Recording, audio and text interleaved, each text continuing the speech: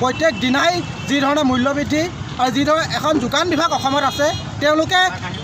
পাইকাৰী বজাৰত এটা মূল্য নিৰ্ধাৰণ কৰি দিছে কিন্তু তাৰ পৰিপ্ৰেক্ষিতত কিন্তু আমাৰ যিবোৰ খুচুৰা মাৰ্কেট আছে খুচুৰা বজাৰ আছে সেই খুচুৰা বজাৰত কিন্তু জনগণক ৰাম টাঙোন সুধাইছে ব্যৱসায়ীসকলে বণিক গোষ্ঠীসকলে ৰাম টাঙোন সুধাইছে